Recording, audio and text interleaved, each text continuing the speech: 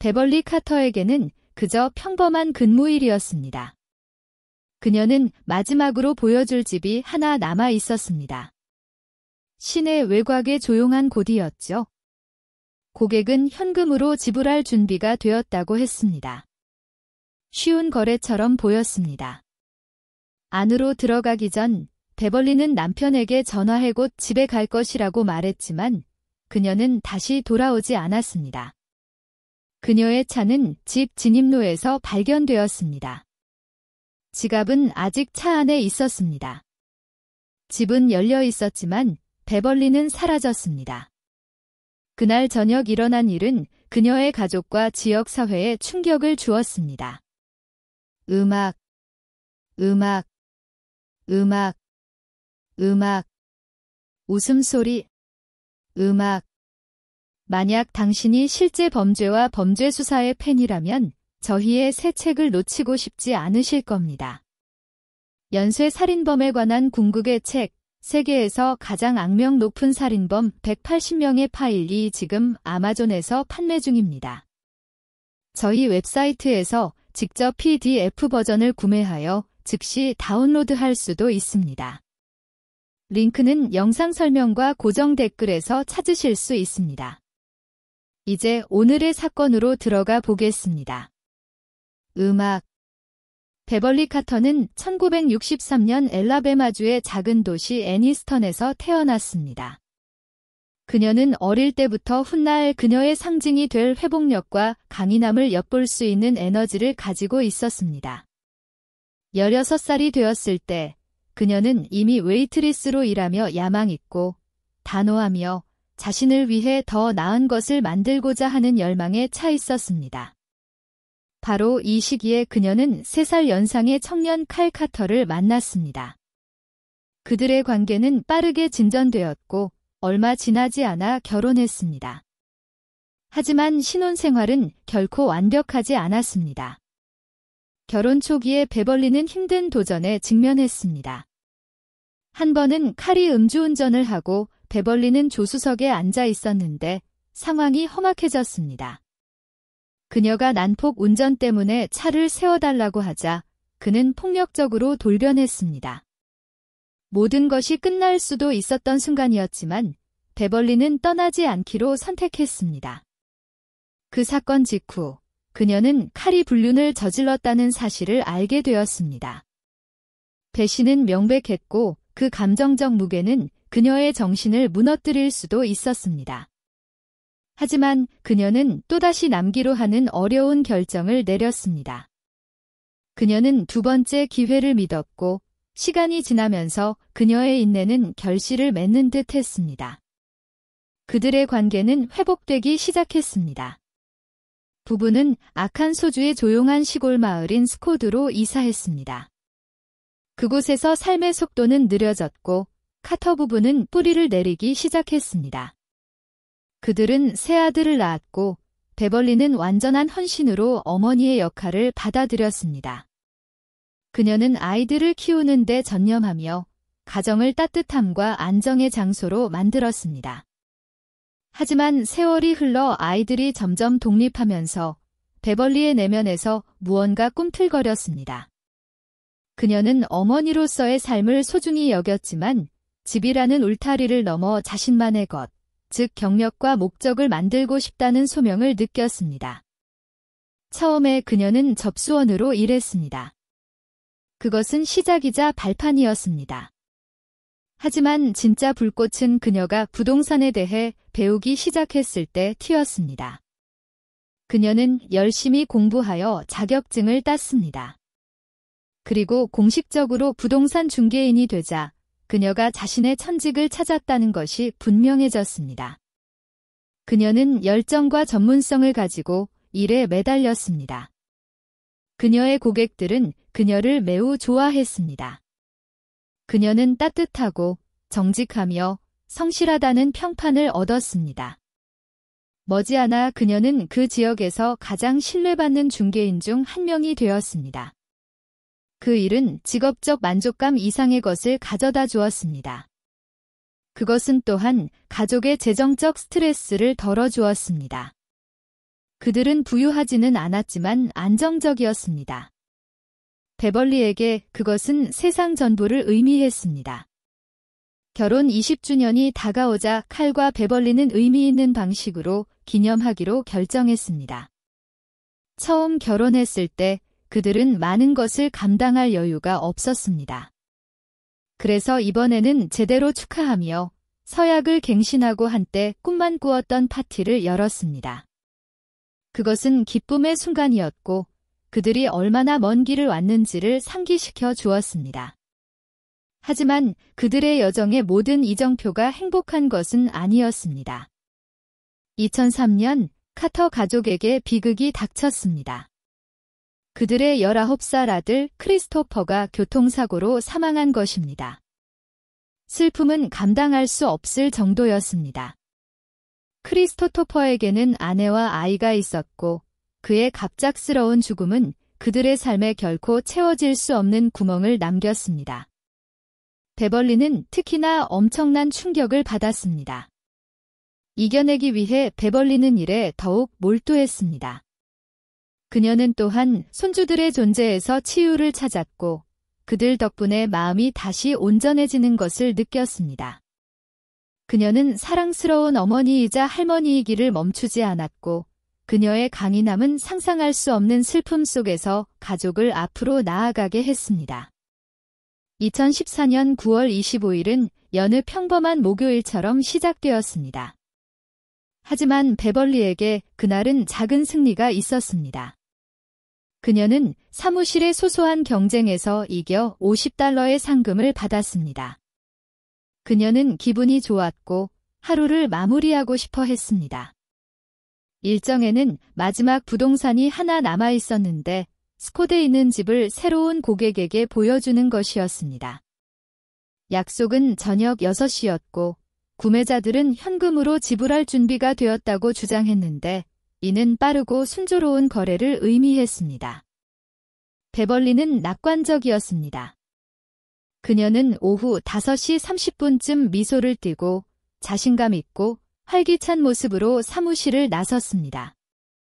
집을 보여주러 가기 전 그녀는 칼에게 전화해 약속에 대해 알렸습니다. 그녀는 그에게 주소를 알려주고 집에 가는 길에 저녁을 사가겠다고 약속했습니다. 모든 것이 정상적으로 보였지만 몇 시간이 지나면서 걱정이 들기 시작했습니다. 밤 9시가 되어도 베벌리는 돌아오지 않았습니다. 칼의 전화는 받지 않았습니다. 그는 시간이 흐를수록 더욱 불안해하며 계속해서 전화를 걸었습니다.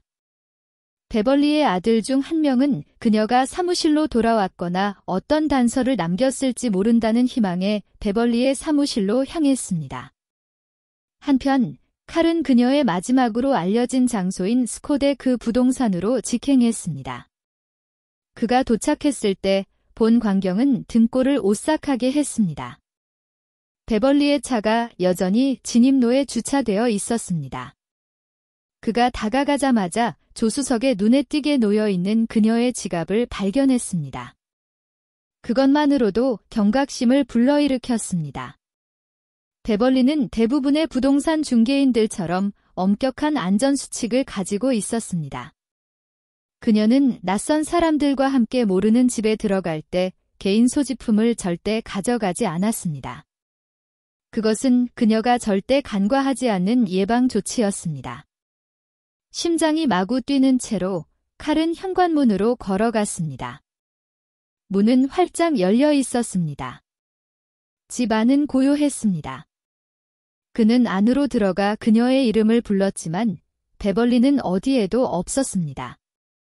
그는 즉시 아들에게 전화를 걸었지만 사무실에도 그녀의 흔적은 없었습니다. 사무실은 그날 영업을 마쳤고 건물은 텅 비어 있었습니다. 그것으로 충분했습니다. 경찰에 신고할 시간이었습니다. 경찰관들이 현장에 도착했을 때 그들은 모든 것을 냉철하게 파악했지만 무언가 이상하다고 느꼈습니다. 칼이 당국에 신고하기 전에 집에 들어갔다는 점이었습니다. 그렇게 함으로써 그는 자신도 모르게 부동산 전체에 지문과 다른 흔적들을 남겼고 이제는 잠재적 범죄 현장으로 간주될 수 있는 곳을 오염시킨 것입니다. 칼이 신문을 받으러 갔을 때 그는 모든 것을 털어놓았습니다. 그는 자신의 과거, 결혼 초창기, 불륜을 포함한 자신이 저지른 실수들, 그리고 한 번 폭력적으로 돌변했던 일에 대해 솔직하게 이야기했습니다. 하지만 그 일들은 이미 오래전 일이라고 설명했습니다. 그는 베벌리를 얼마나 사랑하는지, 그들이 얼마나 먼 길을 왔는지, 그리고 그녀를 찾는데 얼마나 깊이 전념하고 있는지를 강조했습니다. 그의 태도, 정직함, 그리고 감정적인 고통은 경찰관들에게 그가 찾고 있는 사람이 아니라는 느낌을 주었습니다. 새벽 1시가 조금 지나 칼은 베벌리의 전화기에서 문자를 받았습니다. 짧고 이상했습니다. 문자에 따르면 베벌리는 갑자기 친구들과 술을 마시러 가기로 결정했다는 것이었습니다. 하지만 그 문자의 모든 것이 잘못되었습니다. 말투가 이상했고 표현이 그녀의 것이 아니었습니다. 그리고 가장 중요하게도 베벌리는 술을 전혀 마시지 않았습니다. 이상한 연락을 받은 것은 그뿐만이 아니었습니다. 앞서 수색 중에 칼은 베벌리의 동료 2명에게 연락해 혹시 아는 것이 있는지 물었습니다. 두 여성 역시 베벌리에게 문자를 보내 답장을 받으려 했습니다. 그리고 칼처럼 그들은 받은 답장에 무언가 이상하다고 느꼈습니다. 그들 중 한 명은 범죄를 의심하고 동료들 사이에 일종의 무언의 경보인 개인 사무실 코드를 사용했습니다. 그녀는 베벌리에게 책상 위에 빨간 폴더를 두고 갔는지 묻는 메시지를 보냈습니다. 그것은 쥐혐에 처했나요? 라고 묻는 그들만의 방식이었습니다. 하지만 답장은 없었습니다. 아침이 되자 베벌리 카터의 이름은 모든 사람의 입에 오르내렸습니다. 경찰은 베벌리가 실종된 집 근처 동네를 수색했습니다. 한 이웃은 전날 저녁 키가 크고 마른 짧은 검은 머리에 백인 남성이라는 수상한 인물을 보았다고 언급했습니다. 그는 진입로가 아닌 비어있는 집의 앞마당에 주차된 검은 차에서 나왔다고 했습니다. 수사관들이 잔디를 조사했고 실제로 새로운 타이어 자국이 있었습니다. 작지만 결정적인 단서였습니다. 관심은 베벌리의 업무용 컴퓨터로 향했습니다. 다행히도 한 동료가 그녀의 로그인 정보를 알고 있었습니다. 경찰관들은 그녀의 메모에 접근했고 마지막 약속에 대한 항목을 빠르게 찾았습니다. 그녀가 만나기로 예정된 구매자는 스티브와 크리스탈 애덤스로 기재되어 있었습니다. 그들의 연락처, 이메일, 전화번호도 적혀 있었습니다. 하지만 수사관들이 더 깊이 파고들자 그들은 무언가 불안한 점을 깨달았습니다. 이름은 가짜였습니다. 이메일 주소는 존재하지 않았습니다. 그리고 전화번호. 그것은 개인 회선이 아니었습니다. 익명의 통신 서비스에 연결되어 있었습니다. 서비스 제공업체에 연락함으로써 경찰은 통신의 출처를 추적할 수 있었습니다. 디지털 흔적은 에런 루이스라는 이름으로 이어졌습니다. 33세, 스콧에서 불과 15마일 떨어진 잭슨빌에 거주. 경찰관들은 총을 겨누고 그의 집에 접근하지 않았습니다. 아직 체포할 준비가 되지 않았습니다. 먼저 이 남성이 이웃의 묘사와 일치하는지 확인해야 했고 만약 그렇다면 그가 그들을 베벌리에게로 이끌지도 모릅니다. 그들의 감시는 오래지 않아 결과를 낳았습니다. 키가 크고 마른 짧은 검은 머리의 남성이 집에서 나와 검은색 포드 퓨전에 올라탔는데 묘사와 완벽하게 일치했습니다. 비표시 차량에 탄 형사들이 그를 미행하기 시작했습니다. 하지만 에런은 자신이 미행당하고 있다는 것을 감지했습니다. 그는 뒤따르는 차를 따돌리려고 가속 페달을 밟았습니다. 추격은 오래가지 않았습니다. 차를 너무 세게 밀어붙이다가 그는 통제력을 잃고 도로를 벗어나 도랑에 처박혔습니다. 충격은 격렬했습니다. 그는 안전벨트를 매지 않았고 머리를 핸들에 부딪혀 얼굴에 부상을 입었습니다. 그는 잔해에서 구조되어 치료를 위해 병원으로 이송되었습니다. 처음에 당국은 에런 루이스를 공식적으로 체포할 근거가 없었습니다. 영장 없이는 그들의 임무는 조용히 지켜보고 정보를 수집하며 대치를 피하는 감시에 국한되었습니다. 하지만 그의 실패한 탈출과 이어진 입원 이후 모든 것이 바뀌었습니다. MRI와 안면 부상 치료 후 에런은 대담한 행동을 했습니다. 감독이 없는 틈을 타 그는 경찰관들이 막기 전에 병원을 빠져나가 사라졌습니다. 그렇게 점점 커지는 미스터리의 중심에 있던 남자는 도주 중이었습니다. 전면적인 수색 작전이 시작되었습니다. 지역 텔레비전 방송국은 사고 현장에서 찍은 그의 사진을 방송했습니다. 에런 루이스의 얼굴은 이제 리틀록과 스콧 지역의 모든 시청자의 마음에 각인되었습니다. 에런이 목격되기까지는 오랜 시간이 걸리지 않았습니다. 사건에 대해 이야기하던 2명의 사무직원이 버스 정류장에서 도망자와 섬뜩할 정도로 닮은 남자를 발견했습니다. 그들 중 한 명은 버스 시간을 묻는 척하며 다가가 그의 얼굴을 자세히 살필 기회를 잡았습니다. 그의 마음속에는 의심의 여지가 없었습니다. 그것은 에런 루이스였습니다. 첫 번째 남자가 조용히 경찰에 연락하는 동안 에런은 자신이 발각된 줄도 모르고 자리를 떴습니다. 배고픔에 이끌려 근처 서브웨이 샌드위치 가게로 갔지만 신중함은 그를 따라오지 않았습니다. 여러 손님이 그를 즉시 알아봤습니다. 사무직원들과는 달리 그들은 조용하지 않았습니다. 그들은 손가락질하고 소리쳤고 공황이 퍼졌습니다. 자신이 노출되었다는 것을 깨달은 에런은 달아났습니다. 그는 가게에서 뛰쳐나와 근처 건물로 몸을 숨겼습니다. 하지만 너무 늦었습니다. 경찰관들이 몇 분 안에 그 지역으로 집결했습니다. 그는 더 이상의 저항 없이 체포되었습니다. 다시 구금된 에런은 방어 논리를 만들기 시작했습니다. 그는 베벌리 카터의 실종에 어떠한 연루도 부인했습니다. 그의 첫 번째 이야기에 따르면 그는 그 집에 혼자 가지 않았다고 했습니다. 그는 친구 한 명이 동행했으며 어느 순간 에런이 밖으로 나가 베벌리와 다른 남자를 안에 남겨두었다고 주장했습니다. 그녀에게 무슨 일이 일어났든 그는 자신이 떠난 후에 일어난 일이라고 주장했습니다.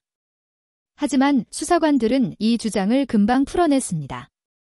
그가 공범으로 지목한 남자는 베벌리가 실종된 날 멀리 떨어진 곳에 주둔하고 있는 군인이었습니다. 그의 알리바이는 철통 같았습니다. 여러 증인과 통화 기록이 그가 부대를 떠나지 않았음을 확인해 주었습니다. 그 이야기는 거짓말이었고 에런도 그것을 알고 있었습니다. 그럼에도 불구하고 그는 실제로 무슨 일이 일어났는지 말하기를 거부했습니다.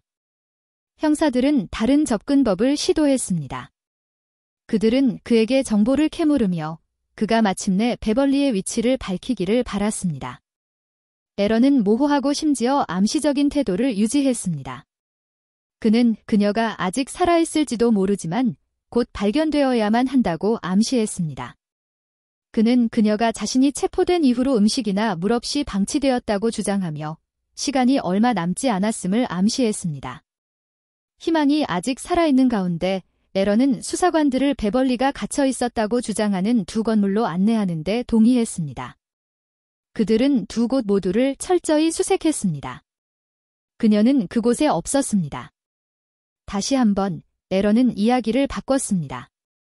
이제 그는 다른 사람, 즉 공범이 그녀를 옮겼을 것이라고 말했습니다. 에런이 신뢰할 수 없다는 것이 증명되자 수사관들은 그의 통화 기록으로 눈을 돌렸습니다. 그들은 베벌리가 실종된 날 그의 동선을 추적했고 그들을 스콧에서 25마일 떨어진 그의 이전 직장이었던 버려진 콘크리트 공장으로 이끌었습니다. 그곳은 외지고 황량한 부지였습니다. 경찰관들은 무엇을 발견하게 될지 두려워하며 무거운 마음으로 수색을 시작했습니다. 9월 30일, 그들의 두려움은 현실이 되었습니다. 느슨한 흙 아래 얕은 무덤에서 그녀를 발견한 것입니다. 무덤은 제대로 숨겨지지도 않았습니다. 베벌리의 팔꿈치 중 하나는 흙 위로 여전히 보였습니다. 그녀의 시신은 서둘러 묻혔습니다. 그리고 법의학자들이 그녀의 머리를 덮고 있던 덕테이프를 겹겹이 벗겨냈을 때 현실은 감당할 수 없게 되었습니다. 베벌리 카터는 질식사했습니다. 그녀는 숨을 쉴 수 없을 정도로 꽉 감겨 있었습니다. 경찰이 에런 루이스에게 베벌리의 시신이 발견되었다는 진실을 가지고 돌아왔을 때 그는 다시 한번 이야기를 바꿨습니다. 이제 그는 자신과 베벌리가 크레이그리스트를 통해 만난 후 불륜 관계였다고 주장했습니다. 그의 말에 따르면 그들은 그녀가 사망한 날 사적인 만남을 약속했다고 합니다. 하지만 잠자리 중에 일이 잘못되어 비극적인 사고가 발생했다는 것이었습니다. 하지만 그 이야기는 이전 것보다 훨씬 더 말이 되지 않았습니다. 베벌리의 가족과 친구들은 그녀를 잘 알았습니다. 그녀는 전문직이었고 헌신적인 아내였으며 불륜의 증거는 전혀 없었습니다. 더 결정적으로 그녀의 시신 상태, 덕테이프 마스크, 임시 변통의 무덤은 전혀 다른 그림을 그리고 있었습니다. 그의 다음 버전의 이야기에서 에런은 비난을 완전히 전가했습니다. 이번에는 그가 한 것이 전혀 아니라고 주장했습니다. 그는 그의 아내 크리스탈에게 손가락질했습니다. 아마도 베벌리와 만난 것은 크리스탈이었고 다시 한번 무언가 잘못되었다는 것이었습니다. 형사들은 믿지 않았지만 크리스탈 로우리를 더 자세히 살펴봤습니다. 그녀의 통화 기록은 그 자체로 이야기를 들려주었습니다. 베벌리가 사라진 날, 에런은 그녀와 유난히 자주 연락을 주고받았습니다. 그것만으로는 연루를 증명하지 못했지만 의심스러웠습니다. 베벌리가 실종된 지 약 한 달 후, 당국은 크리스탈을 체포했습니다. 그녀가 구금되는 순간, 그녀는 무너졌습니다. 42세의 그녀는 자백했고 수사관들에게 모든 것을 털어놓았습니다. 그녀와 에런은 법적으로는 여전히 부부였지만 관계는 악화되었습니다. 그들이 같은 집에 살았던 것은 단지 별거 할 여유가 없었기 때문이었습니다.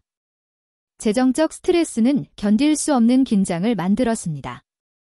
그들 둘 다 벗어나고 싶었지만 그러기 위해서는 돈이 필요했습니다.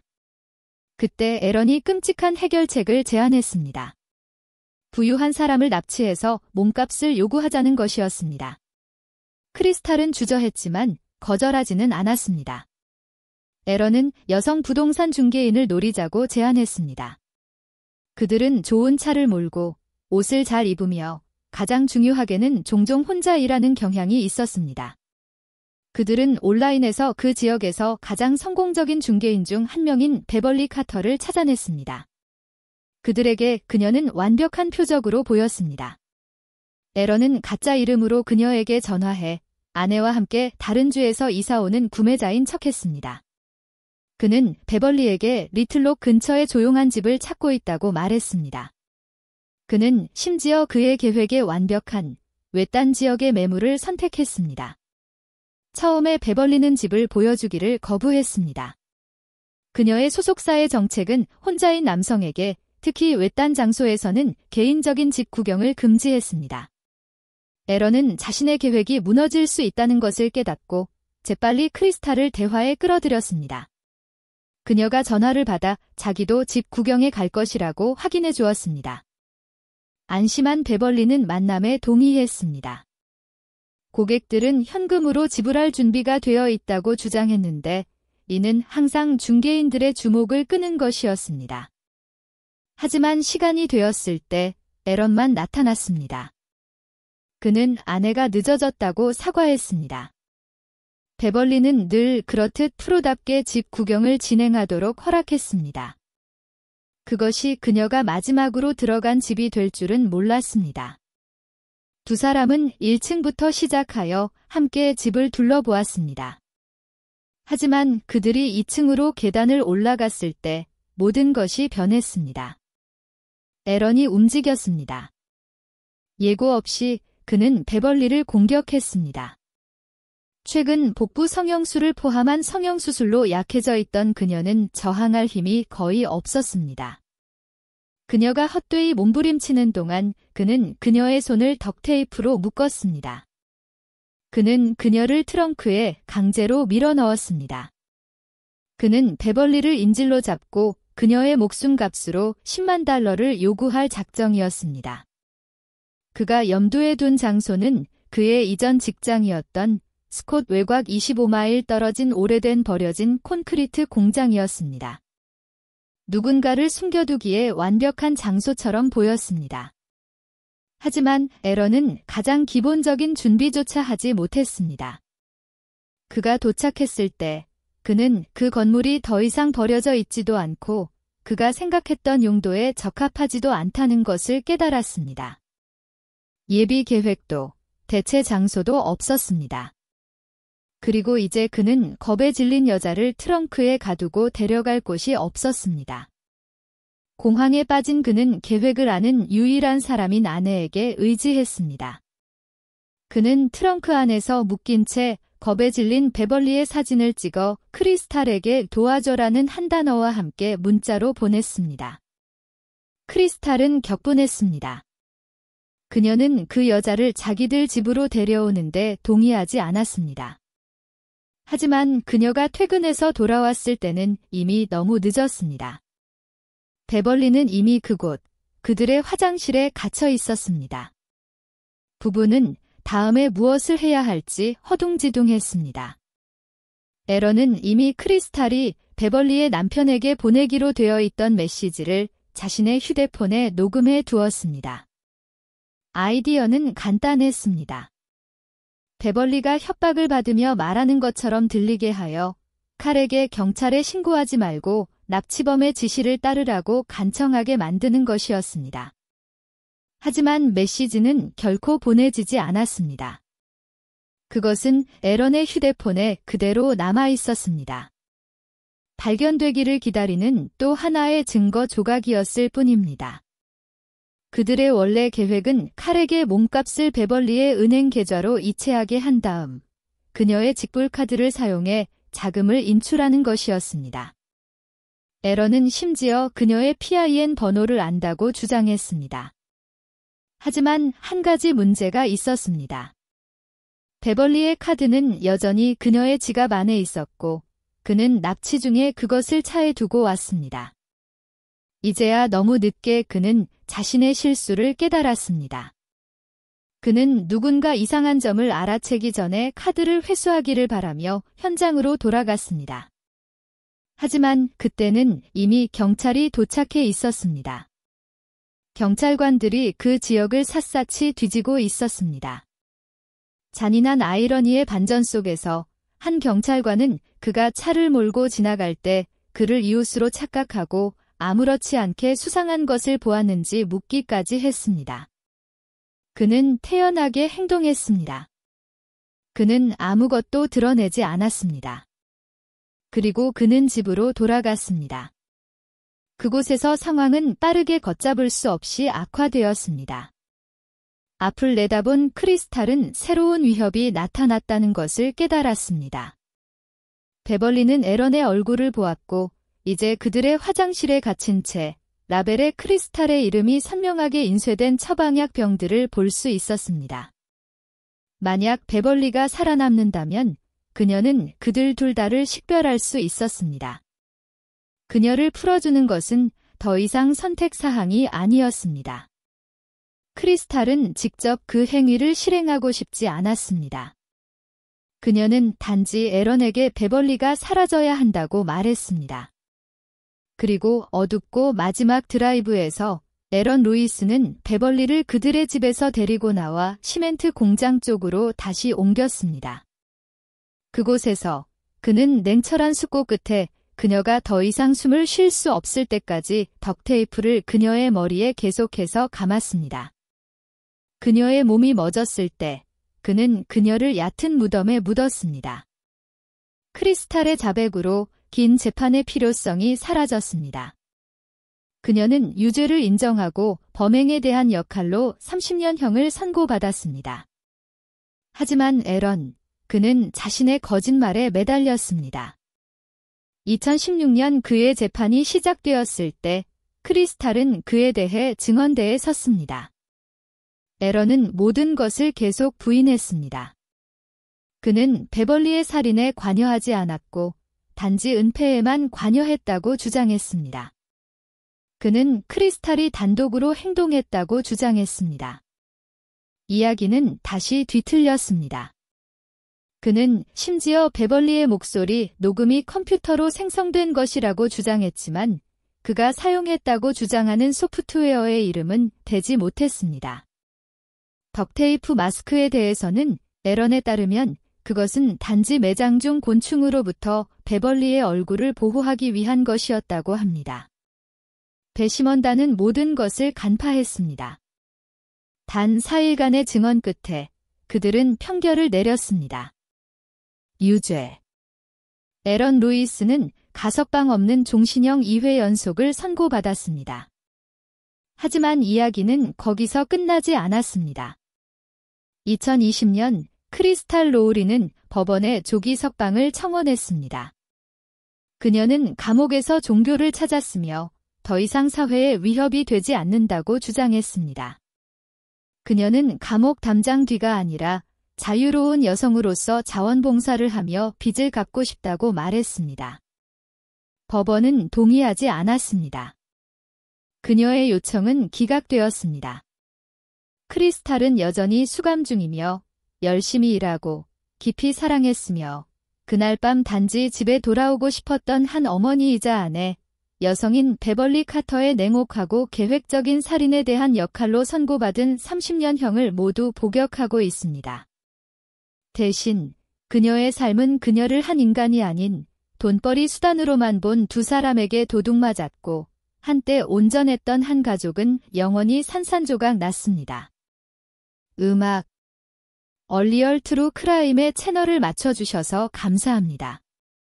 만약 전 세계의 미스터리에 흥미를 느끼신다면 저희의 새 채널 라틴 크라임을 확인해보세요. 그곳에서 저희는 라틴 아메리카의 흥미진진한 실제 범죄 이야기들을 깊이 파고듭니다. 놓치지 마세요. 더 스릴 넘치는 수사를 위해 지금 구독하세요.